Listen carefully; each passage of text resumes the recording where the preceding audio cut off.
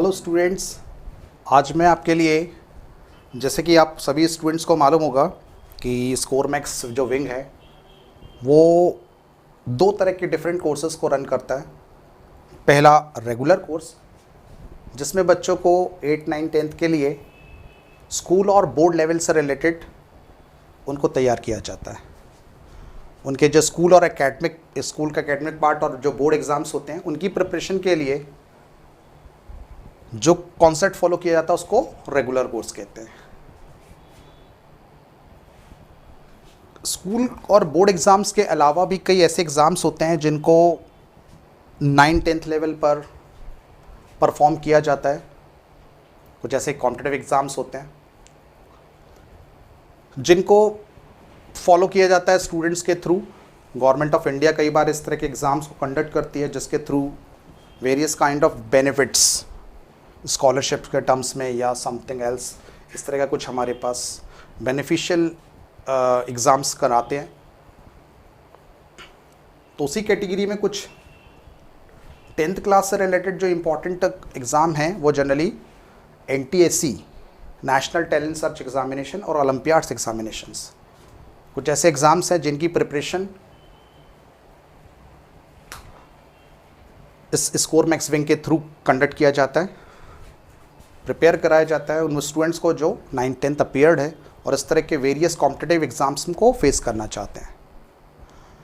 तो इस कैटेगरी में ऑलमोस्ट तो सिलेबस का जो देखा जाए तो 9, 10th लेवल के ही जो कंटेंट होते हैं उन्हीं के जैसे होता है, पर जो पूछने का तरीका होता है, क्वेश्चन का जो पैटर्न होता है, जो डेप्थ नॉलेज होती है, जो ट्रिकी टाइप ऑफ क्वेश्चंस होते हैं, कुछ हैवी कॉन्सेप्ट किसी क्वेश्चन में लग रहे हों, इस तरह की चीज़ों का लेकर ऑब्जेक्टिव पैटर्न का जो एग्ज़ाम कंडक्ट किया जाता है वो इस तरह के कॉम्पिटिटिव एग्ज़ाम का बेस होता है, जिनकी जनरली स्कूल लेवल पे प्रिपरेशन बहुत ही कम या मैं कहूँ ना के बराबर की जाती है। तो ऐसे कॉम्पिटिटिव एग्ज़ाम्स की तैयारी के लिए स्कोर मैक्स एक कोर्स रन करता है जिस कोर्स का नाम होता है pre foundation course. Pre foundation course के थ्रू स्टूडेंट्स के बेस को स्ट्रॉन्ग बनाया जाता ताकि वो इन कॉम्पिटिटिव एग्ज़ाम्स को तो क्रैक करें ही करें, साथ साथ एक बेस, एक फाउंडेशन तैयार हो जब वो क्लास 11th एंड 12th में जाते हैं। तो ऐसे ही कुछ कॉन्सेप्ट को लेकर मैं आपके बीच में आया हूँ, मैथमेटिक्स से रिलेटेड कुछ इस तरह के कॉन्सेप्ट और टॉपिक को लेकर। तो मीनवाइल आज हम एक पहला लेक्चर स्टार्ट कर रहे हैं फॉर द 10th क्लास के लिए, स्टूडेंट्स के लिए। उसमें जो पहला टॉपिक हम कंसीडर कर रहे हैं बेसिकली नंबर से रिलेटेड, कि नंबर से रिलेटेड आने वाले बहुत क्वेश्चंस हर तरह के एग्ज़ाम्स में कॉमनली क्वेश्चन पूछे जाते हैं। इनमें कुछ बेसिक चीज़ों के बारे में आप क्लास 9th में ऑलरेडी कवर कर चुके हैं, कुछ और क्वेश्चंस, कुछ और पैटर्न इस क्लास में हम कंडक्ट करेंगे। तो जैसे पहला जो टॉपिक है that is the concept of cyclicity. First topic is cyclicity. What is the meaning of cyclicity का मतलब क्या होता है? साइक्लिसिटी जो वर्ड है वो जनरेट हुआ है साइकिल से। Cycle means after some time a particular कोई भी चीज़ है उसका रिपीटेशन होना, कोई भी चीज़ एक इंटरवल के बाद में, एक फिक्स्ड इंटरवल के बाद में रिपीट होती है। इस तरह के जो कॉन्सेप्ट को हम लोग साइक्लिसिटी कहते हैं। तो क्योंकि मैंने आपको बताया कि आज का जो टॉपिक है बेसिकली वो नंबर्स पर बेस्ड है, तो नंबर की साइक्लिसिटी पर आज हम डिस्कशन करेंगे। तो पहला सवाल तो यही कि what is the difference between a digit and a number. तो हम लोग जनरली जानते हैं कि 0 से लेकर 9 तक के जो सिंगल क्वांटिटी होती है उसको हम लोग डिजिट्स कहते हैं। 1 और मोर डिजिट्स मिलकर जिस चीज़ को फॉर्म करते हैं दैट इज कॉल्ड नंबर होता है। A number of 1 digit, of number of 2 digits, 3 digit number, 4 digit number. तो digits are restricted, only 10 are digits 0 to 9, पर नंबर्स आर अनलिमिटेड। और जो भी पर्टिकुलर नंबर का फॉर्मेशन होता है, एग्ज़ाम में जो आने वाला सबसे कॉमन क्वेश्चन जो नंबर पर बेस्ड होता है उसमें पूछा जाता है कि इस नंबर को अगर हम इतने टाइम्स मल्टीप्लाई करते हैं तो जो हमारे नंबर फॉर्म होगा उसका यूनिट प्लेस का डिजिट हमारा क्या होगा, ये हम सर्च करें, फाइंड आउट करें। तो यूनिट प्लेस को डिजिट को फाइंड आउट करना ही इस पर्टिकुलर टॉपिक का मेन मोटो है। साइक्लिसिटी में हम लोग जनरली किसका डिस्कशन करते हैं, it's a concept related to what, जिसमें हम यूनिट प्लेस, हमें एक तरह से इसमें क्या पता करना है, फाइंड यूनिट डिजिट्स। किसी भी पर्टिकुलर नंबर का कोई पर्टिकुलर पावर इज गिवन, तो हमें उसका यूनिट डिजिट पता करना है। जैसे हम जानते हैं कि अगर कोई भी नंबर a⁻b के फॉर्मेट में लिखा गया है, तो जहाँ पर a जो है वो बेस कहलाता है और b जो है वो उसकी पावर कहलाती है। इसका मतलब होता है a⁻b का मतलब होता है you have to multiply a को मल्टीप्लाई करते चले जाइए टिल कितने टाइम्स, b टाइम्स, जितनी पावर ली है उतने टाइम्स। आप अगर किसी भी नंबर को मल्टीप्लाई करते हैं तो that is show the a⁻b। 2⁵ मतलब 2 को मल्टीप्लाई करिए 5 टाइम्स। Is it clear?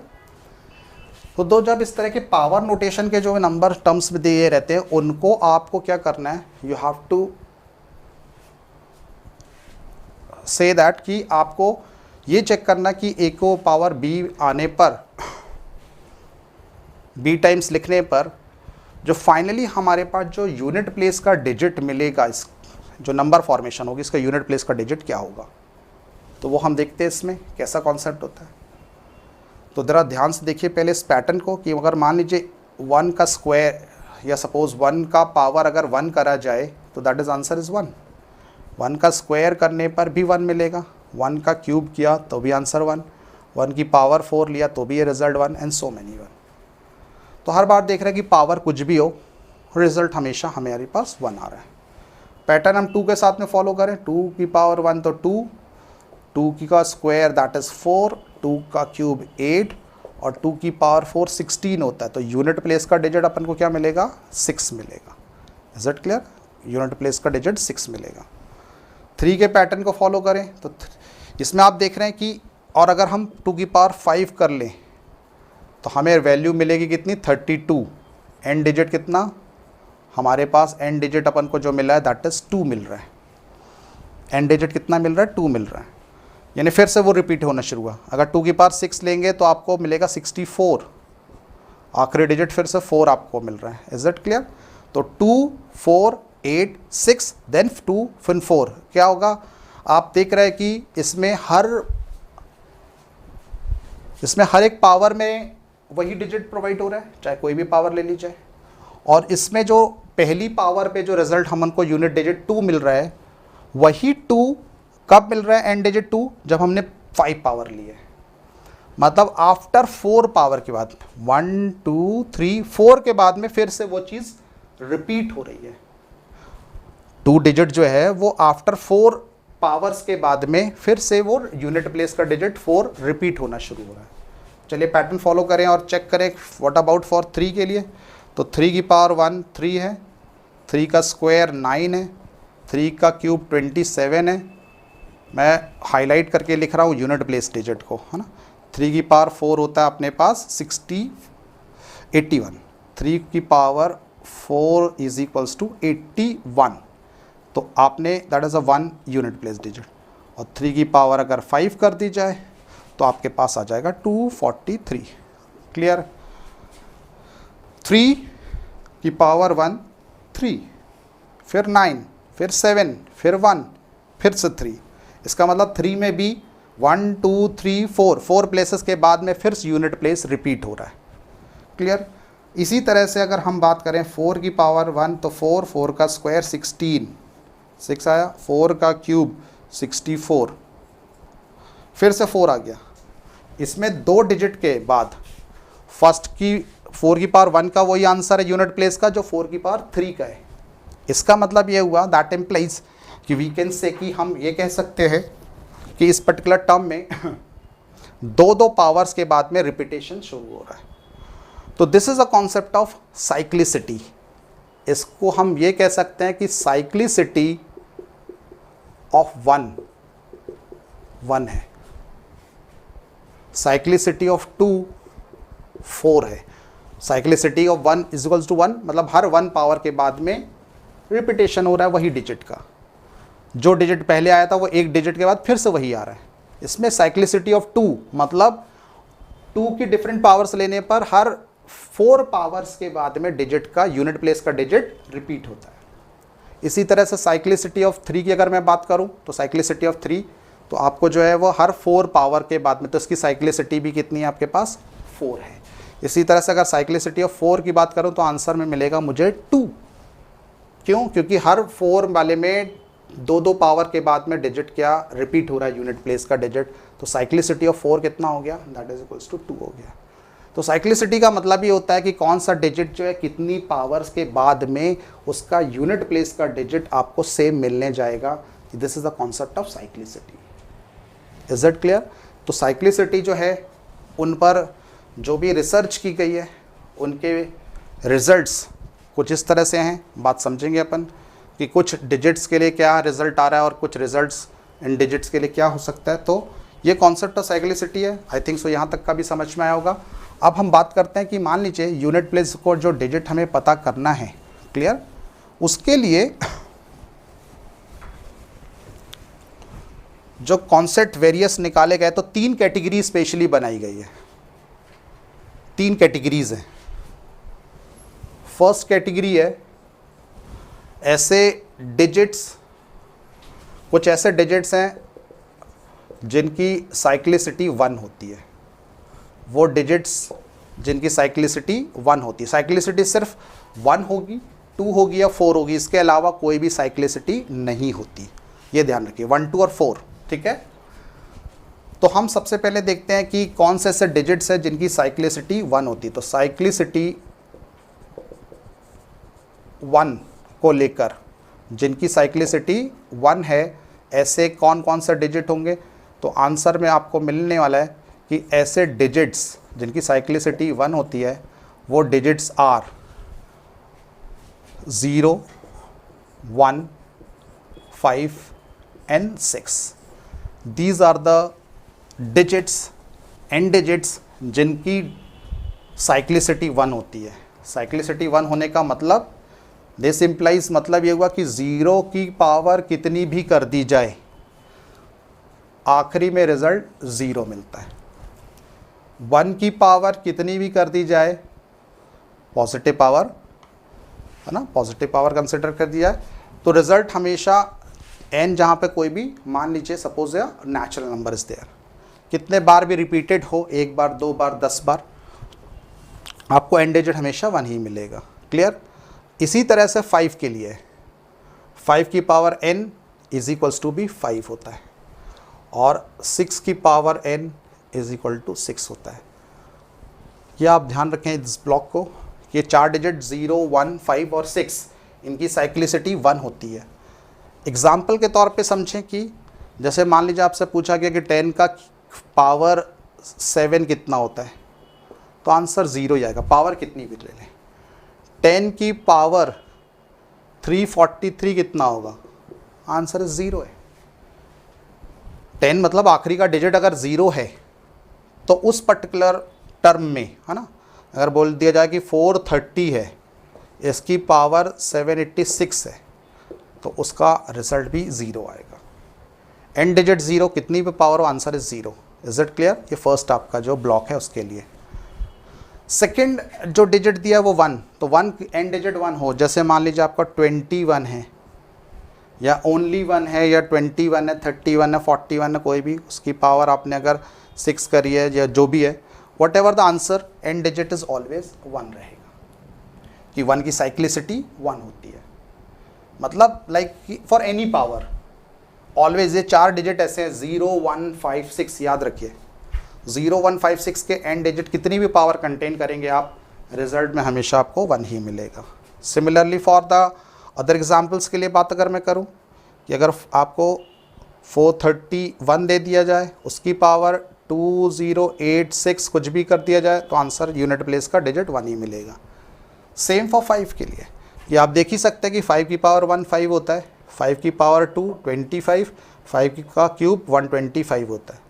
सबका यूनिट प्लेस का डिजिट क्या आ रहा है, 5 आ रहा है। इसी तरह से अगर 6 के लिए भी देखेंगे तो पावर 1, 6 का स्क्वायर 36 और 6 का क्यूब 216, आखिरी डिजिट 6 आ रहा है। तो 6 की कितनी पावर कंसीडर कर दी जाए, रिजल्ट के तौर पे आप देख रहे हैं कि ऑलरेडी एंड डिजिट 6 आएगा। तो साइक्लिसिटी 1 वाला कि कोई भी सबसे इजी कॉन्सेप्ट ध्यान में रखिए कि ऐसे डिजिट्स अगर 0, 1, 5, 6 होते तो उनकी साइक्लिसिटी हमेशा 1 होती है। 0, 1, 5, 6 डिजिट्स के साइक्लिसिटी हमेशा क्या होती है, 1 होती है, ये ध्यान रखिए। This the first kind of cyclicity, first kind of digits 0, 1, 5, 6, ठीक है। 0, 1, 5, 6 की साइक्लिसिटी 1 होती है। अब उन नंबरों पे हम काम करते हैं जिनकी साइक्लिसिटी 2 होती है। ऐसे नंबर जिनकी साइक्लिसिटी कितनी हो, 2 हो, तो उनको हम, वो कौन से डिजिट्स हैं जिनकी साइक्लिसिटी 2 होती है और उनको हम कैसे समझ सकते हैं। तो साइक्लिसिटी 2 वाले जो डिजिट्स होते हैं वो सिर्फ डिजिट्स होते हैं 4 और 9। 4 डिजिट्स ऐसे होते हैं जिनकी साइक्लिसिटी 1 होती है, 2 डिजिट ऐसे होते हैं 4 और 9 जिनकी साइक्लिसिटी 2 होती है। मतलब देखिए 4 का स्क्वायर 4 की पावर 1 4, 4 का स्क्वायर 16, 4 का क्यूब 64, आपको फिर 4 का मिल रहा है 2 के बाद में। ऐसे ही 6 की पावर के अपन बात करें 9 के लिए, तो 9 की पावर 1 दैट इज़ 9, 9 स्क्वायर 81 और 9 का cube that is equals to 729। तो इसमें भी रिपीटेशन 2 के बाद में हो रहा है ना, तो एंड डिजिट 9 and 1। तो इसमें साइक्लिसिटी 2 के लिए 2 ही डिजिट्स है। और अगर देखा जाए तो 1 के अलावा जो 2 परफेक्ट स्क्वायर, उनको याद करने का तरीका कि 1 के अलावा जो परफेक्ट स्क्वायर्स हैं 4 और 9, उनकी साइक्लिसिटी, मतलब ये क्या होता है, दे आर परफेक्ट स्क्वायर यानी स्क्वायर हैं। तो इससे याद रख सकते हैं कि 2 परफेक्ट स्क्वायर 1 के बाद में क्या है, 4 और 9, उनकी साइक्लिसिटी स्क्वायर मतलब पावर 2, यानी उसकी साइक्लिसिटी 2 होती है, ऐसा आप याद कर रख सकते हैं, ठीक है। तो जैसे आपने ये देखा कि इनकी साइक्लिसिटी 4 और 9 की साइक्लिसिटी 2 होती है, यानी हर 2 पावर के बाद रिपीटेशन होगा एंड डिजिट, ओके।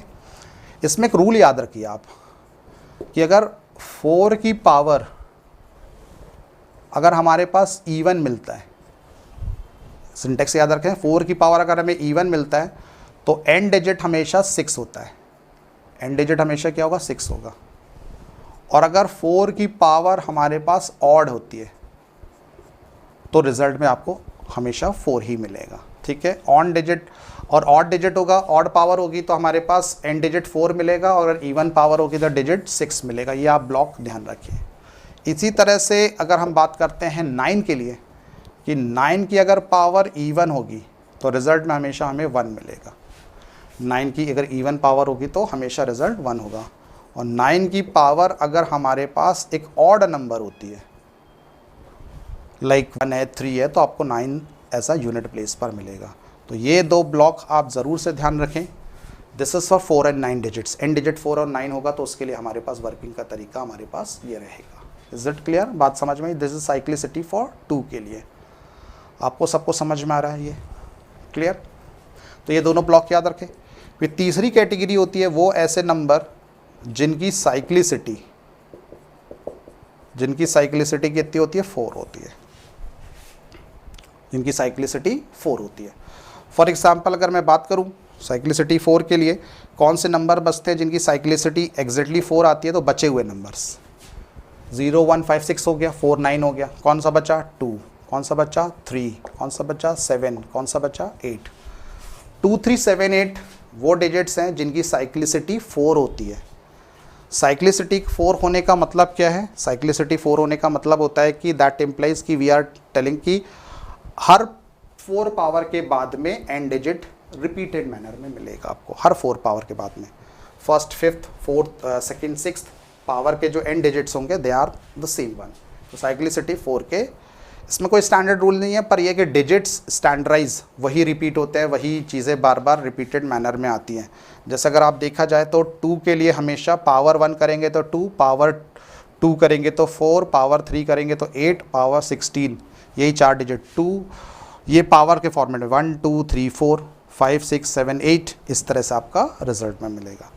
3 के लिए अगर मैं बात करूँ तो 3 के लिए जो रिपीटेशन करने का जो कॉन्सेप्ट होता है वो 3 की पावर 1 3, 3 का स्क्वायर 9, 27 और then 81। Clear, that is the concept of. फिर अगर बात करा जाए 7 के लिए तो 7 की पावर 1 7, 7 का स्क्वायर 49, ठीक है, एंड देन इसके बाद में 3 देन 1, और उसके बाद 8 के लिए 8, और उसके बाद आपका 4 2 और 6 आपके पास ये डिजिट रिपीट होते हैं। तो इनकी 4 पावर्स में एंड डिजिट यही मिलेंगे। पावर 1 के लिए 8, जैसे आप देख रहे हैं कि यहाँ पर रिपीटेड मैनर हो रहा है और रिवर्स ऑर्डर में। लाइक आपके पास अगर देखा जाए तो यहाँ पर जो डिजिट्स हैं, जैसे यहाँ पर स्टार्ट हो रहा है कि कहाँ से 8 4 2 6 रिवर्स ऑर्डर में जा रहा है, यहाँ थर्ड डिजिट से स्टार्ट हो रहा है, इसके लिए 8 4 2 6 8 4 2 6 है ना, यहाँ से जाना है। 8 थर्ड डिजिट से रिपीट बैक होना है, 1 8 देन 4 देन 2 देन 6। वैसे ही आपके पास अगर इस डिजिट 3 से 7 को आप देख रहे हैं तो आपके पास भी थर्ड डिजिट से रिपीटेशन हो रहा है और वे बैकवर्ड डायरेक्शन में, 7 से 9, 9 से 3 एंड 3 से वापस 1, 7 9 3 1, थर्ड डिजिट से बैक होते हुए चले जाएंगे तो आपको ये रिजल्ट मिल जाएगा। तो फाइनली रिजल्ट जो हमें मिला उसके बेसिस पर एक साइक्लिसिटी की हम चाहें तो टेबल को भी फॉर्मेशन कर सकते हैं कि आप उसके बेसिस पर कोई भी जो डिजिट है और उसकी साइक्लिसिटी, और वी कैन से उसको कहा जाता है पावर साइकिल, कि कौन कौन से डिजिट कब रिपीट होंगे। तो वी कैन से कि 0 डिजिट के लिए आपने देखा कि आपके पास साइक्लिसिटी 1 होती है और स्टार्टिंग और एंड डिजिट हमेशा 0 ही आता है। और अगर हम बात करें कि डिजिट 1 के लिए बात करें तो 1 की साइक्लिसिटी 1 और पावर साइकिल में एंड मतलब डिजिट क्या आ रहा है 1 ही आएगा। 2 के केस में हमारे पास साइक्लिसिटी 4 होती है और उसका रिपीटेशन का तरीका 2 4 8 6 है। 3 के लिए अगर देख रहे हैं तो अपने पास साइक्लिसिटी इसकी भी 4 होती है, 3 9 7 1। 4 की साइक्लिसिटी 2 होती है, आपको मालूम होना चाहिए, ठीक है। इसमें डिजिट आइदर 6 या 4 मिलेंगे, पहले 4 मिलेगा फिर 6 मिलेगा। 5 के लिए ये साइक्लिसिटी 1 होती है, इसमें एंड डिजिट हमेशा 5 मिलेगा। 6 अगर आपके पास डिजिट है तो उसके साइक्लिसिटी क्या होती है, आपने आगे पहले वाले कैटेगरी में देखा कि एंड डिजिट जिसका 6 हो, कितना भी हो साइक्लिसिटी इसकी 1, हमेशा डिजिट 6 मिलेगा। 7 की साइक्लिसिटी यहाँ पे सामने लिखी गई है, 4 साइक्लिसिटी और 7 9 3 1 इस तरह से रिपीटेशन होते हैं। 8 की साइक्लिसिटी अगेन 4 होती है, इसके भी डिजिट्स क्या हैं 8 4 2 और 6 है।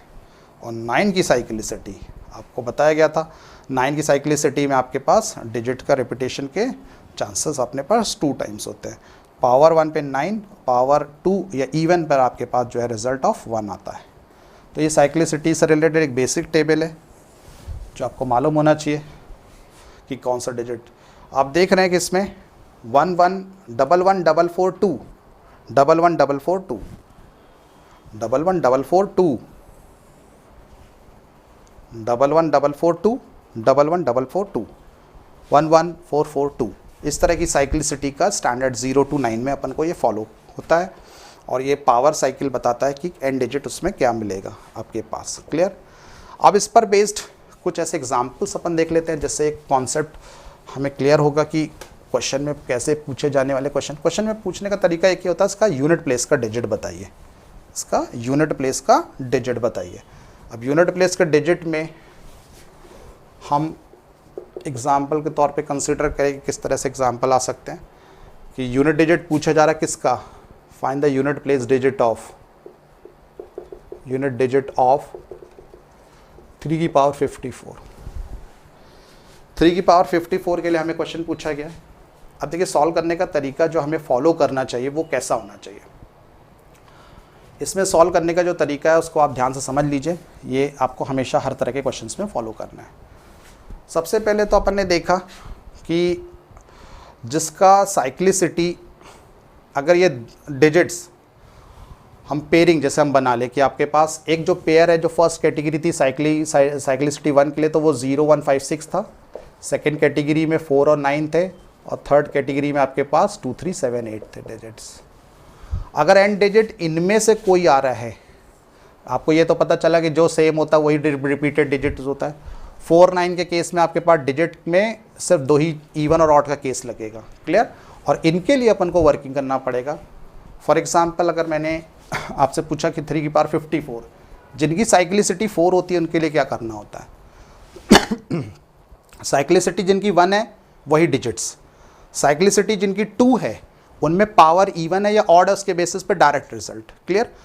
प्रॉब्लम किस में जाती है? जिनकी साइक्लिसिटी 4 होती है, उनको सॉल्व करने का तरीका अपन को क्या फॉलो करना है ना। सपोज, और पहले मैं एक एग्जांपल दूसरा कंसिडर करता हूँ जिससे आपको इवन ऑड का भी कॉन्सेप्ट पता चल जाए कि लाइक अगर हमसे एक क्वेश्चन में पूछा गया हाँ कि 4 की पावर 993 कितना होता है रिजल्ट, 4 की पावर 993, तो मैंने आपको बताया था जिसकी साइक्लिसिटी 2 होती है उसमें इवन और ऑड पे बस चले जाइए कि पावर अगर इवन है तो डिजिट 4 की इवन पावर 6 प्रोवाइड करता, 4 की ऑड पावर 1 करेगा। तो 4 की पावर 993 है यहाँ पर, और 993 क्या है? एक ऑड नंबर है। पावर अगर 4 की पावर साइक्लिसिटी 2 होती है, अगर ऑड और इवन पावर यही हो सकते हैं बस। अगर 4 की पावर अगर हमारे पास एक ऑड नंबर आता तो आंसर क्या मिलेगा? हमें 4 मिल जाएगा। तो आंसर हो गया 4 की पावर 993 का एंड डिजिट कितना आ जाएगा अपने पास? That is answer is 4। अगर एग्जाम्पल नंबर 2, अगर 4 के केस में ही या 14 के केस में, मतलब ये ध्यान रखें चाहे 4 हो चाहे 14 हो चाहे 24 34, एंड डिजिट अगर 4 है तो वही रूल फॉलो करेंगे अपन, बेस वैल्यू में यूनिट डिजिट को वही फॉलो करेंगे, चाहे बेस वैल्यू कितनी बड़ी हो, एंड डिजिट आपका मतलब लाइक इस तरह से। अगर इसका क्वेश्चन पर पूछा गया कि इसकी बताइए कि 2020 की पावर कितनी होगी, तो 4 की पावर इवन है। 4 की पावर इवन के केस में क्या होता है रिजल्ट? 4 की पावर अगर इवन होता तो एंड डिजिट कितना मिलता अपन को? 6 मिलता है। इसलिए unit place of 34 raise to the power 2020 answer जो अपन फॉलो करेंगे तो इसका रिजल्ट 6 आएगा। अब आप बात करते हैं दूसरे एग्जाम्पल्स की कि मान लीजिए अगर आपसे पूछा जाता है कि क्वेश्चन में 5 की पावर सपोज 99 क्या होगा? तो हमें मालूम है कि 5 की साइक्लिसिटी 1 होती है, कितनी भी पावर हो आंसर में आखिरी में 5 ही आएगा। या 35 रेज़ टू दी पावर 10,025 या मान लीजिए 25 की जगह मान लीजिए 24 है। क्लियर? तो इसका आखिरी का डिजिट भी चाहे कितनी भी पावर हो, 5 के केस में अपन देखते हैं 5 के केस में तो हमेशा जो वर्किंग का तरीका होता है उसका एंड डिजिट वही आंसर आता है। चाहे आप 6 ले लें, 6 के केस में अगर आप 32 आंसर तो आंसर 6 ही मिलेगा। 6 की आपके पास जो 0156 होते हैं इनकी साइक्लिसिटी 1 होती है। दैट इम्प्लाइज साइक्लिसिटी 1 होने का मतलब क्या है कि इनकी पावर कुछ भी हो, एनी पावर, आंसर है 6। 0156 का एंड डिजिट वही आएगा 0156 रिस्पेक्टिवली। Is it clear? 6 की जगह आपके पास 356 हो, उसकी पावर 1008 मान लीजिए लिखा तो आंसर उसका 6 ही आना है, बिकॉज 6 एंड डिजिट है तो उसकी cyclicity that is always equivalent to 6 की पावर 1008 के बराबर है, और 6 की पावर कितनी भी लिखा जाए तो आंसर इज 6 आता है हमेशा। Is it clear? अब ये तो सिंपल से कुछ क्वेश्चंस हो गए जैसे मैंने अभी आपको डिस्कशन किया। नाउ अब बात करते हैं हम उस पर्टिकुलर टाइप ऑफ क्वेश्चंस की जिसके बारे में मैंने आपको अभी लिखा था कि 3 की पावर मान लीजिए आपको अगर 54 मिला, हाउ टू सॉल्व, क्या होगा उसका आंसर, किस तरीके से हम उस पर्टिकुलर काइंड ऑफ क्वेश्चंस को सॉल्व करेंगे। तो उसका तरीका ये है कि आपको जिनकी साइक्लिस 3 है तो 3 की साइक्लिसिटी कितनी है? 4 है। जिनकी साइक्लिसिटी 4 होती है तो उस पर आप ये याद रखें कि अगर छोटी पावर है तो ठीक है इजीली आप बना सकते हैं, लेकिन बड़ी पावर और जनरल टर्म्स के लिए क्या करें कि आप अगर इसकी साइक्लिसिटी 4 है तो जो पावर लिखी है उसको 4Q + R के फॉर्मेट में लिखें। मतलब उसकी साइक्लिसिटी अगर 4 है, ठीक है, इस पर्टिकुलर क्वेश्चन में साइक्लिसिटी ऑफ 3 कितना है? 4 होता है। तो आप 54 जो पावर है उसको 4 के टर्म्स में, यानी 54 को 4 से डिवाइड करें, 4 मल्टीप्लाई बाय 4 1 ज़ा 4, 13 4 ज़ा 52 होता है। तो 52 हुआ प्लस में 2 आ जाएगा। Is it clear? तो हमने क्या करा, साइक्लिसिटी जो जितनी भी साइक्लिसिटी है उसी से उस पावर को डिवाइड किया। तो 4 से डिवाइड करने पे 13 बाई डिवाइड हुआ और 2 रिमाइंडर बचा। तो 4q प्लस आर के फॉर्मेट में लिख लिया।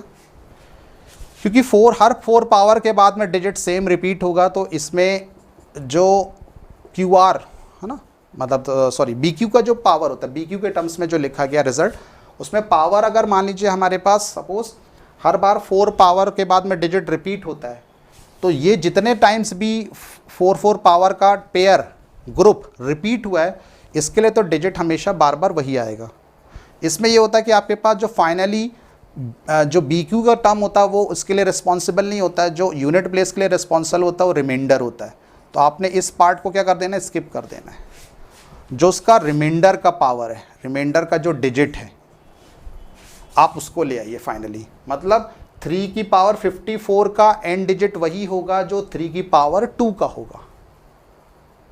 जो रिमाइंडर आएगा वो यहाँ पे साइक्लिसिटी के बाद में जो रिमाइंडर, तो रिमाइंडर आपके पास आइदर 0, 1, 2, 3 मिलेंगे।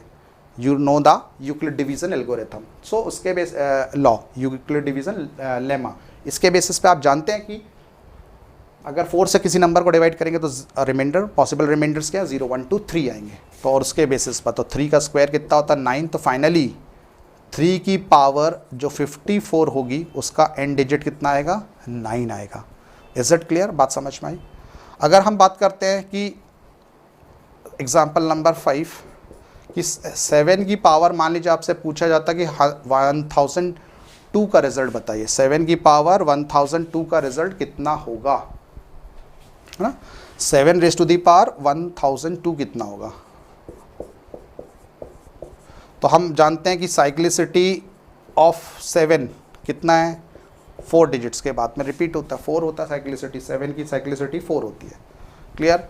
तो हम क्या करेंगे, 1002 इसको 4 से डिवाइड करेंगे, तो 4 2 8, ठीक है। 4 से डिवाइड करा तो पहले 4 मल्टीप्लाई बाय 4 से डिवाइड करा, 4 2 8, 2 बचा, 4 5 20 प्लस में 2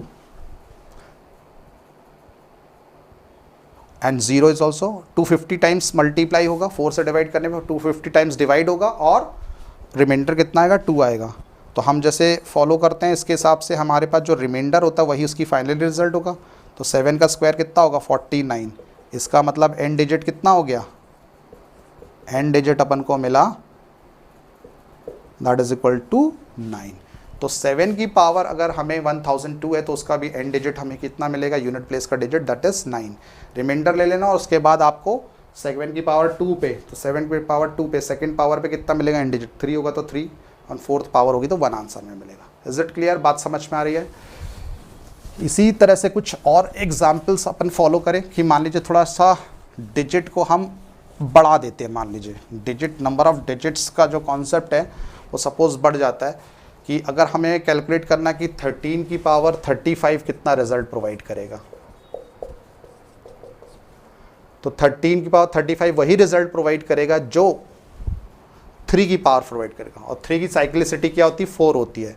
तो हम इसको लिखेंगे 3 की पावर 4 से डिवाइड करेंगे तो 4 8 32 प्लस 3, तो ये रिजल्ट किसके बराबर होगा, 3 की पावर 3 के रिजल्ट। तो 3 का क्यूब कितना होता है, दैट इज 27। तो एंड डिजिट कितना हो गया आपके पास, end digit is 7। Is it clear, बात समझ में आई। तो 13 की पावर 35 में एंड डिजिट हमारे पास कितना आ जाएगा, 7। या फिर एग्जाम्पल की 57 की पावर अगर 30 लेकर आना है, एंड डिजिट 7, 7 की साइक्लिसिटी 4, तो हम लिखेंगे एंड डिजिट इसका कितना है, 7 है। तो एंड 7 की साइक्लिसिटी 4, तो हम जो इसको लिखेंगे कि 4 की साइक्लिसिटी है तो 4 7 28 प्लस 2, तो 7 का जो स्क्वायर होगा वो फाइनली रिमाइंडर जो आएगा वो यहाँ पे ले लिया जाता है। इस पार्ट को अपन स्प्लिट करते हैं, क्या कर रहे हैं अपन, उसको साइक्लिसिटी से डिवाइड कर रहे हैं, क्वेश्चन आया जितना प्लस रिमाइंडर। ये जो BQ का टर्म्स है वो छोड़ देते हैं, स्किप, जो 4 की पावर R आएगा, लास्ट पावर क्या होगा जो रिमाइंडर में आया जनरेट हो रहा होगा। तो आपको यूनिट प्लेस के लिए यही रिस्पॉन्सिबल है। तो 49 आया, दैट इज़ यूनिट प्लेस का digit, that is answer is 9 again. ठीक है। ऐसे ही अगर मैं मान लीजिए कुछ और एग्जाम्पल पे वर्क करूं और उस पर अपन देखें कि जो हमने अभी तक सीखा साइक्लिसिटी में उसके रिलेटेड और क्या क्वेश्चंस बन सकते हैं। मान लीजिए आपको क्वेश्चन आया एग्ज़ाम में कि 7 की पावर 295 मल्टीप्लाई बाय 3 की पावर 158, इसको अगर हम सिंप्लीफाई करें तो हमें रिजल्ट में क्या मिलेगा, इसका यूनिट प्लेस डिजिट बताना है। तो दोनों के लिए यूनिट डिजिट निकाल कर आप उनको आपस में मल्टीप्लाई कर देंगे। तो अपन 7 की साइक्लिसिटी होती है 4, तो 7 की पावर 295 को अपन क्या लिख सकते हैं, दैट बिकम 7 की पावर, साइक्लिसिटी 4 है तो 4 से डिवाइड करेंगे, 4 7 ज़ा 28, 4 3 ज़ा 12 प्लस में 3, तो फाइनली रिजल्ट 7 का क्यूब, और 7 को 3 टाइम्स 7 की रिप्लेस 49 इंटू 7, तो आखिरी का यूनिट रिप्लेस्ड का डिजिट कितना मिलेगा 3, बिकॉज 7 का क्यूब 343 होता है। ओके, तो उसके बेसिस पर आप यू कैन चेक कि थर्ड डिजिट आपको ध्यान रखना है कि 7 में क्या आएगा, तो 34 3 हुआ, तो ये आपको पावर 3 पावर 4 तक के कुछ बेसिक चीज़ें ध्यान में रखेंगे तो आपको इजीली कैलकुलेट हो जाएगा। Is it clear? तो इसका 7 की पावर 295 का जो एंड डिजिट है, 7 की पावर 7 7 ज़ा 49 इंटू 7, तो आपके पास रिजल्ट कितना आ गया, that is a 3 result, unit place का डिजिट 3। अब 3 की पावर 158 की बात करते हैं हम, तो 3 की पावर अगर 158 है तो 3 को अगर हम बेस वैल्यू मान के, हम जानते हैं कि 3 की साइक्लिसिटी क्या होती है, 2378 की साइक्लिसिटी 4 होती है, तो 4 से डिवाइड करेंगे, 4 मल्टीप्लाई बाय 4, 4 ज़ा 60 ज़्यादा हो जाएगा, 4 3 ज़ा 12, 3 6 3 8, तो 4 9 ज़ा 36 प्लस रिमाइंडर इज 2 बचा। अगेन फाइनली जो रिमाइंडर होता है वही हम कंसीडर करते हैं यहाँ पर, है ना, तो ये हो जाएगा 3 का स्क्वायर दैट इज़ 9, तो इसका एंड डिजिट कितना हुआ 9, इसका एंड डिजिट 3 है, इसलिए फाइनली एंड डिजिट अपन को जो मिलेगा, है ना, फाइनली उस पूरे नंबर में जो एंड डिजिट अपन को जो मिलेगा वो that is equal to 3 multiply by 9 that is 27 मिलेगा, और 27 में एंड डिजिट आपके पास आखिरी में क्या मिल रहा है, that is 7। Cyclicity of end digit of 7 raise to power 295 multiply by 3 raise to the power 158 का जो एंड डिजिट होगा, दैट इज़ जो यूनिट प्लेस का डिजिट होगा, दैट इज इक्वल्स टू 7 होगा। Is it clear? बात समझ में आई सभी को? क्लियर? अब इसी तरह से हम एक वन मोर एग्जाम्पल कंसिडर करते हैं, और इसके बाद ये आपको कॉन्सेप्ट आई थिंक सो अब समझ में आ रहा होगा कि वर्किंग आप कैसे की जाती है और वर्किंग को हम फॉलो कैसे करते हैं इस तरह के साइक्लिसिटी से रिलेटेड प्रॉब्लम में।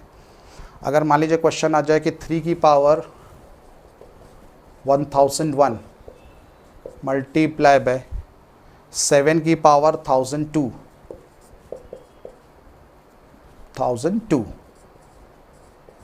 और 13 की पावर मान लीजिए 1003 का यूनिट प्लेस डिजिट निकालना है। क्लियर? तो 1 बाई 1 डील करते हैं। 3 की साइक्लिसिटी 4 होती है, तो 3 रेज़ टू दी पावर 1001 का रिजल्ट होगा 3 की पावर 4 इंटू 250, ये 1000 हो गया प्लस 1, तो 3 की पावर 1 प्रोवाइड होगा। लास्ट में जो रिमाइंडर होता है वही डिजिट अपन को यहाँ पे आता, फाइनल आंसर 3। 7 की पावर 1002 के लिए अगर हम बात करें तो इसकी भी साइक्लिसिटी 4 होती है, तो 250 प्लस 2 बचा, तो 7 का स्क्वायर 49, 49 का एंड डिजिट 9। और 13 है, 13 की पावर 1003 है, तो 13 का वही रोल होगा जो 3 का रोल होगा, तो 3 को, और 3 की साइक्लिसिटी कितनी होती है 4 होती है, तो 4 इंटू 250 प्लस 3 रिमाइंडर, तो 3 की पावर 3 दैट इज 27, 27 का मतलब एंड डिजिट 7 आ गया, इसका एंड डिजिट 9 आ गया। क्लियर? तो इन तीनों के प्रोडक्ट का एंड डिजिट क्या होगा, दैट इज एंड डिजिट होगा आपके पास, end digit will be equals to 3 multiply by 9 multiply by 7, 3 9 ज़ा 27 इंटू 7 दैट बिकम 189, या सिंपली आप इसको छोड़ दीजिए, 7 7 ज़ा कितना हुआ 49 हुआ, तो 49 हुआ, तो आपके पास इसमें सिर्फ अपन को यूनिट प्लेस से ही मतलब है, तो इसका आंसर इज़ 9। तो फाइनली इन तीनों पावर्स का म्यूचुअली जो प्रोडक्ट होगा वो आपके पास 9 आ जाएगा। उसका एंड डिजिट, जो हम एंड डिजिट की बात कर रहे हैं कि वो एंड डिजिट पूछा जाता, तो इसमें इस तरह के क्वेश्चंस को हम सिंप्लीफाई करते हैं। This is the concept of cyclicity. Okay, तो ये आई थिंक सो आपको ये पर्टिकुलरली टॉपिक क्लियर हुआ होगा और समझ में आई होंगी चीज़ें। This is the concept of cyclicity. Okay, one more part इस तरह के कॉन्सेप्ट्स में जो बेसिकली नंबर से रिलेटेड होते हैं, तो ऐसे कुछ क्वेश्चंस को अगर मैं बात करूं तो इनमें कुछ और छोटे छोटे पार्ट्स कंटेन होते हैं। ऐसी चीज़ों को आप ध्यान में रखिए कि कई बार जो एनटीएससी ओलंपियाड लेवल पे कुछ ऐसी चीज़ें पूछी जाती हैं कि जिसमें इस तरह की प्रॉब्लम को हम डील करते हैं। जैसे एक जो ट्रिक होती है कि किसी भी पर्टिकुलर रैशनल नंबर को कन्वर्ट करिए P बाई Q के फॉर्मेट में। कन्वर्ट एनी रैशनल नंबर जो कंटेन कर रहा है बार का साइन, उसको आप क्या करिए, कन्वर्ट करिए किस में, P बाई Q के फॉर्मेट में। तो आपको किस तरह से उन चीज़ों को सॉल्व किया जा सकता है। आप जनरली जानते हैं कि रैशनल नंबर्स जो होते हैं जिनको P बाई Q के फॉर्मेट में लिखा जा सकता है, और रैशनल नंबर्स के फीचर्स होते हैं दो, एक either all rational numbers are terminating in nature, or may be rational numbers are non terminating but repeating in sense, repeat होते हैं डिजिट्स, उनका कोई स्टैंडर्ड डेसिमल के बाद के डिजिट्स जो होते हैं वो एक या ज़्यादा डिजिट्स रिपीटेड मैनर में होते हैं, एक सेम पैटर्न को फॉलो करते हैं जो प्रीवियस डिजिट्स ने फॉलो किया था। इस तरह के नंबर्स को हम लोग non terminating repeating digits rational numbers कहते हैं। Is it clear? ये चीज़ें आप लोगों ने पहले भी पढ़ रखी होंगी। टर्मिनेटिंग का मतलब होता है कि जब डिनोमिनेटर से आपने न्यूमरेटर को डिवाइड किया तो आफ्टर वन और more steps the remainder got 0। इस तरह से जो नंबर मिलता हमें वो टर्मिनेटिंग कहलाता है। जैसे 13/2 है, 7/5 है, ऐसे रैशनल नंबर्स जिनके डिवाइज़र 2 और 5 या इनके मल्टीपल्स होते हैं वही केवल टर्मिनेटिंग होते हैं, बाकी अदर डिजिट्स डिवाइज़र होगा तो वो नॉन टर्मिनेटिंग होगा। तो इसमें एक तरीका होता है कि अपने पास जैसे जो रैशनल नंबर्स होते हैं बेसिकली वो दो तरह के होते हैं, या तो प्योर रैशनल नंबर्स या फिर हमारे पास इम्प्योर या मिक्स्ड, इम्प्योर या मिक्स्ड करके। तो इम्प्योर और मिक्स्ड का जो कॉन्सेप्ट है और प्योर दोनों रैशनल नंबर्स होते क्या हैं, जनरली जो नॉन टर्मिनेटिंग नंबर्स होते हैं, नॉन टर्मिनेटिंग जो रैशनल नंबर्स होते हैं उन सारे नॉन टर्मिनेटिंग रैशनल नंबर्स में एक ख़ास बात होती है कि वो सारे नंबर्स एक स्टैंडर्ड डिजिट्स के रिपीटेशन को फॉलो करते हैं। तो जब स्टैंडर्ड डिजिट्स का रिपीटेशन होगा, बार बार वो चीज़ें आएंगी, तो हम उसको बार साइन से सिंबल से डिनोट करते हैं। तो जो बार वाले जितने भी नंबर होते हैं, पहले चीज़ ये ध्यान रखिए कि हमेशा जिन नंबर्स का रिप्रेजेंटेशन बार के फॉर्मेट में वो सारे नंबर रैशनल है, because they are showing that non terminating but repeating digits. Okay, so pure और इम्प्योर में या मिक्स्ड रैशनल नंबर्स में फ़र्क क्या होता है? प्योर नंबर वो होते हैं जिसमें डेसिमल के बाद में जितने भी डिजिट्स आ रहे हैं, डेसिमल के बाद में जितने भी डिजिट्स हैं वो सारे के सारे डिजिट्स पे बार का सिंबल है। Is it clear? ये pure we can say pure rational number या प्योर रिकरिंग है ना, प्योर रिकरिंग, रिकरिंग का मतलब रिपीटेशन, प्योर रिकरिंग और इम्प्योर रिकरिंग मेथड्स कहलाते हैं, ये रैशनल नंबर्स कहलाते हैं।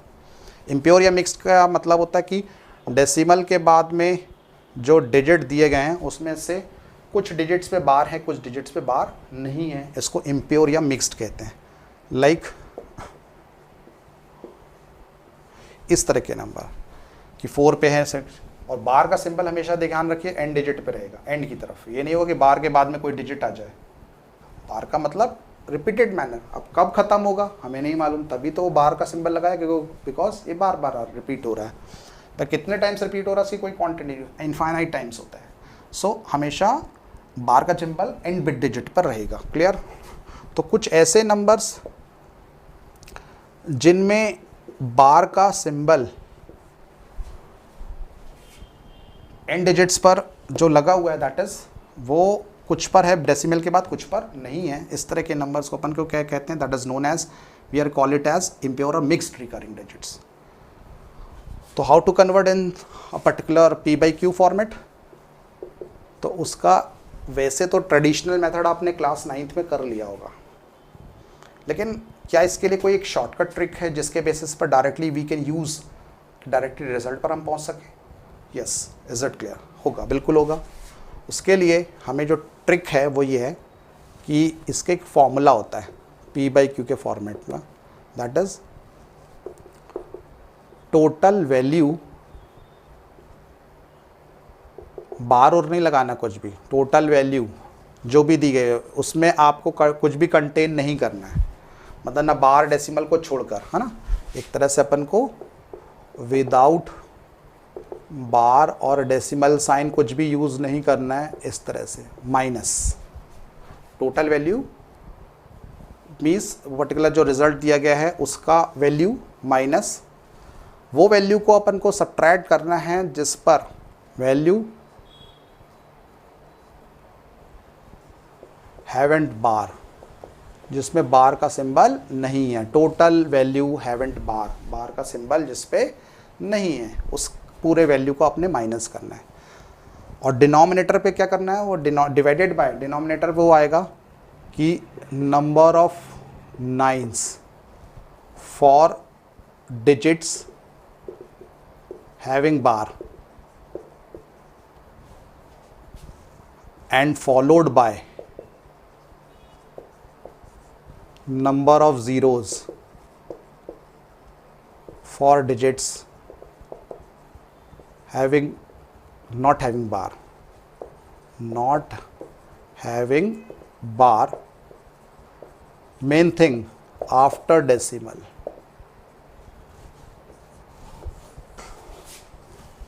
इस फॉर्मूले को ध्यान रखें, टोटल वैल्यू माइनस जिसमें बार और डेसिमल को नहीं कंटेन करना है, और जिस पर बार है मतलब बार नहीं है जिस पर उस वैल्यू को माइनस करना है, डिवाइडेड बाय नंबर ऑफ 9 लिखना है उसके लिए जिन पर डेसिमल के बाद में जितने डिजिट्स जिन पर बार लगा उसके लिए उतने 9। समझ में आ रही बात? डेसिमल के बाद में जितने भी डिजिट्स हैं जिन पर बार लगा उसके लिए उतने 9, और जितने डिजिट्स पर बार का सिंबल नहीं है उनके लिए उतने zeros. Is it clear? Just like अगर मैं बात करूँ इन एग्जाम्पल्स की, कि एग्जाम्पल नंबर 1 दैट इज़ अगर 0.6 बार का मैं कन्वर्ट करूं कि सपोज इसका वैल्यू क्या होगी, तो अगर सब कुछ छोड़ दिया डेसिमल बार अलग कर देंगे तो वैल्यू क्या होगा, 6 होगा। जिस पर बार नहीं लगा है वो वैल्यू है 0, तो 6 माइनस क्या हो गया 0, डिवाइडेड बाय डेसिमल के बाद कितने डिजिट्स है जिन पर बार लगा, 1 डिजिट है तो उतने 9 लिखना है, और followed by number of zeros for digit. Decimal के बाद में डिनोमिनेटर सिर्फ डेसिमल के बाद के लिए है कि डेसिमल के बाद कितने डिजिट्स हैं, 1 डिजिट एक पे बार लगा हुआ है तो 9 आएगा। कोई भी ऐसा डिजिट नहीं है जिस पर बार नहीं लगा है, तो answer is 6/9 that is 2/3। Is it clear? बात समझ में आ गई? इसी तरह से अगर मान लीजिए अपन को मिला 0.45 बार, 45 माइनस 0 जिस पर बार नहीं है, डिवाइडेड बाय डेसिमल के बाद 2 डिजिट दोनों पे बार है 99, तो 45/99 इसकी वैल्यू। और उसको अगर हम कैंसिल हो रहा तो कैंसिल भी कर सकते हैं, 9 5 सा 9 11 सा 5/11। Is it clear? बात समझ में आ रही है? इसी तरह से सम मोर एग्जाम्पल्स की अगर हम बात करते हैं कि अगर कोई क्वेश्चन में एग्जाम्पल नंबर 3 6.27 बार, इसका क्या रिजल्ट होगा, तो इसकी वैल्यू हो गई 627, पूरी वैल्यू कंसिडर करना है माइनस, अब उस पर जिस पे बार नहीं लगा वो वैल्यू क्या है 6 है, डिवाइडेड बाय डेसिमल के बाद में 2 डिजिट दोनों पे बार लगा है तो 99 हो जाएगा, followed by number of zeros हो सकता था, लेकिन यहाँ पर क्योंकि कोई भी डिजिट डेसिमल के वो डिजिट, ये ध्यान रखिए डिनोमिनेटर में दोनों जो वर्क होंगे, जो नंबर ऑफ 9 और नंबर ऑफ जीरोस आएंगे वो आफ्टर डेसिमल, इसको काउंट नहीं करना है। इसके लिए देखना है कितने डेसिमल के बाद कितने डिजिट्स है, 2 डिजिट है दोनों पे बार लगा है तो 99। Is it clear? और उसके बाद आप सॉल्व कर लीजिए तो ये आ जाएगा 621 डिवाइडेड बाय 99। सिंप्लीफाई कर सकते हैं, 3 2 ज़ा 3 7 ज़ा 0 पहले, 3 7 ज़ा 21 और 3 से 33, अभी भी 3 से कैंसिल होगा, 3 6 ज़ा 18 और 3 9 ज़ा 27, तो 69/11 इसका रिजल्ट आया।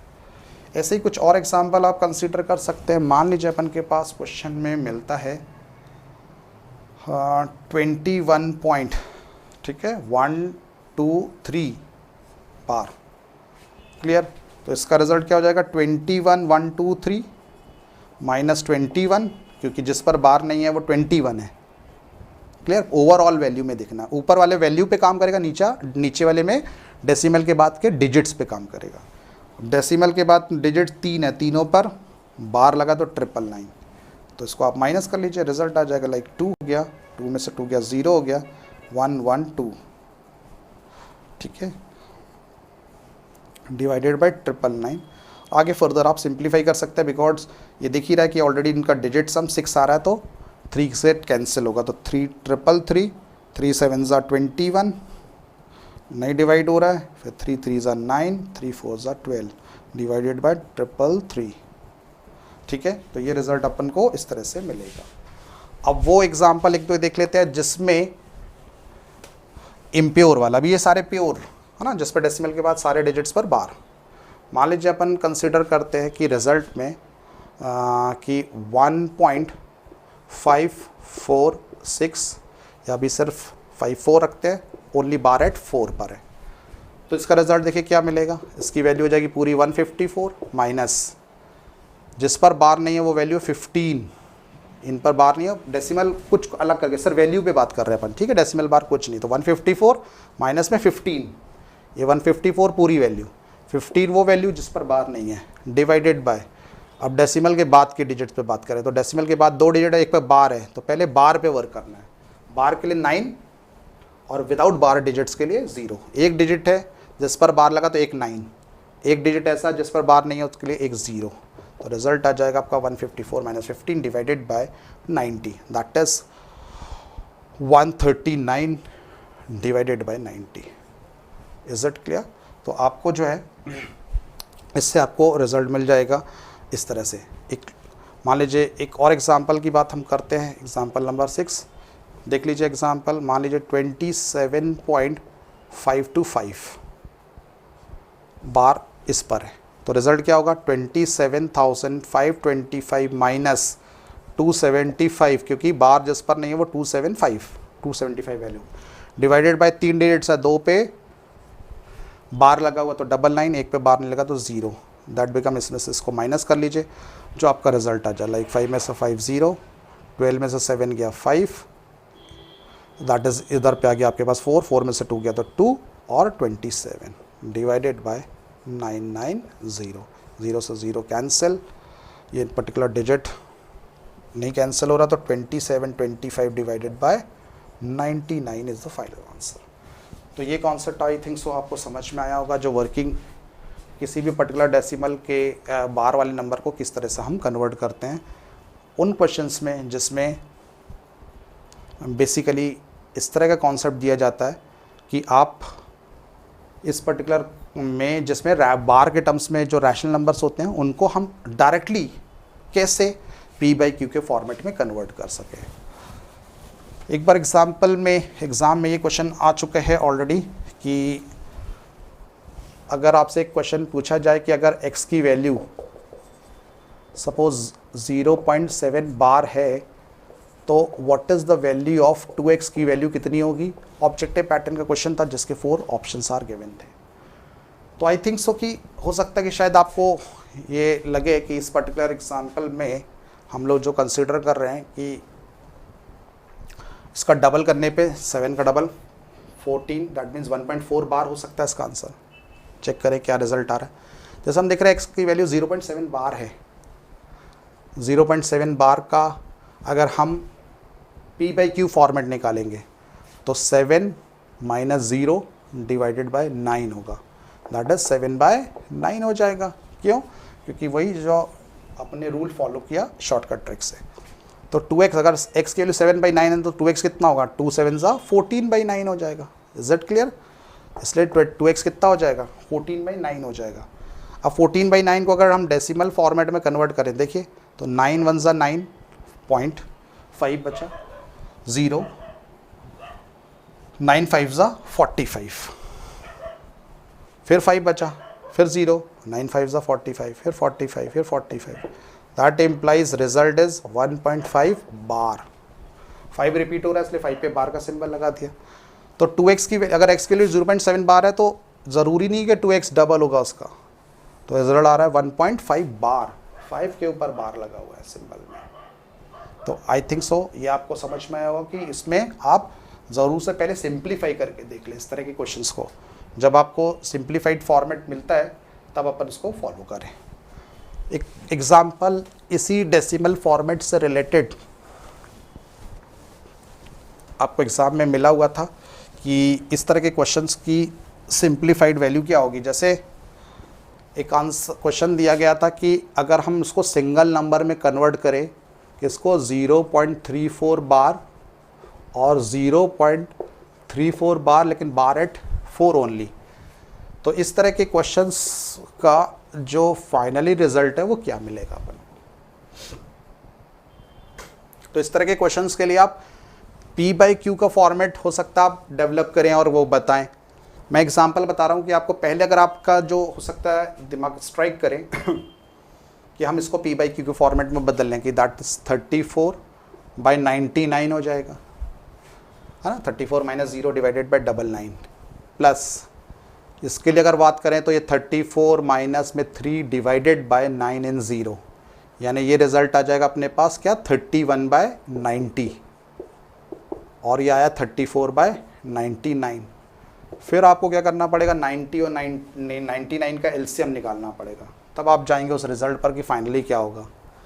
इस तरह के क्वेश्चंस को जब डबल और सिंगल ऐसे कुछ नंबर्स हो इनको कंबाइंड रिजल्ट लिखना। सिंगल को तो आपको ट्रिक से कर लीजिए कि स्टेप में रिजल्ट आ गया डायरेक्टली, लेकिन अगर मान लीजिए अगर हम डबल टर्म्स हैं और उनको हम सिंप्लीफाई करने के बाद ही रिजल्ट मिलेगा, एलसीएम लेना पड़ेगा तब रिजल्ट तक पहुंचेंगे, तो इस तरह के क्वेश्चंस को इस तरीके मत सॉल्व कर लीजिए। क्या हुआ, जैसे 0.34 बार है तो इसको आप क्या लिख सकते हैं 0 पॉइंट, ये डेसिमल के फॉर्मेट में 3434 सो मैनी 34, और 0.34 बार का मतलब होता है 0.3444 रिपीटेड मैनर में 44 सो मैनी 4। अगर मान लीजिए इनको प्लस करते हैं तो रिजल्ट देखिए क्या मिल रहा है हमें, प्लस करने पर 0 पॉइंट, यहाँ पर अगर हम आखिरी डिजिट से भी अगर प्लस करें तो 448 47 4 और 37 4448, फिर 347, फिर 448 और 336। इस तरह से अपन को डिजिट्स का फॉर्मेशन मिल रहा है, जिसमें आप देख रहे हैं कि पहला डिजिट जो डेसिमल के बाद का है वो 6, वो तो कोई रिपीटेड आगे नहीं है। रिपीटेड मैनर क्या आ रहा है, रिपीटेड मैनर में आ रहा है 8 देन 7 फिर 8।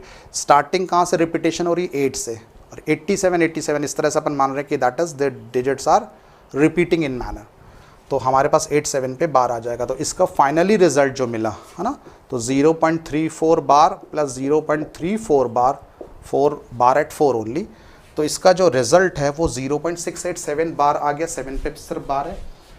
और आप देख रहे हैं कि इसका अगर सिंगल नंबर का P/Q फॉर्मेट आए तो आप शॉर्टकट ट्रिक पे जाइए। अगर डबल ट्रिपल नंबर से उनका एडिशन सब्ट्रैक्शन है तो शॉर्टकट से जाकर आप उसका एलसीएम आपको लेना पड़ेगा। कई बार एलसीएम की प्रोसेस काफ़ी टिपिकल होती है, बड़े डिजिट्स होते हैं, तो उस तरह से आप इजीली उसको नहीं निकाल पाएंगे। तो ज़्यादा बेटर है कि आप उसका जो नॉर्मल डेसिमल फॉर्मेट होता है उसको लिखिए और उसका पैटर्न ऐड सब्ट्रैक्ट जो भी हो रहा है तो उसके बेसिस पर आप फॉलो कर लीजिए। पैटर्न क्या फॉलो हो रहा है, कौन सा डिजिट रिपीट हो रहा है, उसके हिसाब से आप बार का सिंबल लगा के इस तरह के रिजल्ट को आप कैलकुलेट कर सकते हैं।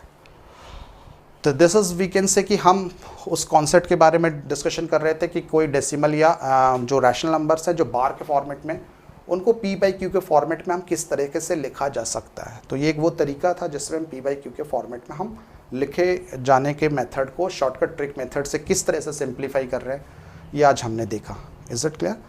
तो मीनवाइल अभी इस लेक्चर को हम यहीं पर स्टॉप कर रहे हैं, और आने वाले कुछ लेक्चर्स में कुछ और इस तरह के कॉन्सेप्चुअल क्वेश्चंस जिनमें नंबर्स पर कुछ और काइंड ऑफ रैशनल नंबर्स या अदर नंबर्स के पैटर्न के बेसिस पर कुछ और चीज़ों को हम डिस्कशन करेंगे आने वाली क्लासेस में। और इस तरह की चीज़ों को आप, इस तरह के पैटर्न को और अलग अलग एग्जाम्पल से आप ट्राई करिए, अलग अलग क्वेश्चंस को लेकर आप प्रैक्टिस करिए इस तरह की चीज़ों को लेकर। और आई थिंक सो कि आपके लिए ट्रिक जो है, जो कॉन्सेप्ट आज बताया, जो these are very very important kind of questions जो जनरली एग्जाम्स में आते हैं, आपके कॉम्पिटिटिव एग्ज़ाम्स खासकर NTSC और ओलंपियाड्स में, इस तरह के पैटर्न को आज हमने डील किया, डिस्कशन किया। और मीनवाइल ये सारे जो कॉन्सेप्ट हैं और इस तरह के जो क्वेश्चंस हैं उनको आप प्रैक्टिस करिए। मीनवाइल हम आने वाले कुछ लेक्चर्स में और इस तरह के प्रॉब्लम्स को और कुछ डिफरेंट काइंड ऑफ कॉन्सेप्ट्स और टाइप्स ऑफ प्रॉब्लम्स को हम डिस्कशन करेंगे। मीनवाइल तब के लिए आप students, thank you very much.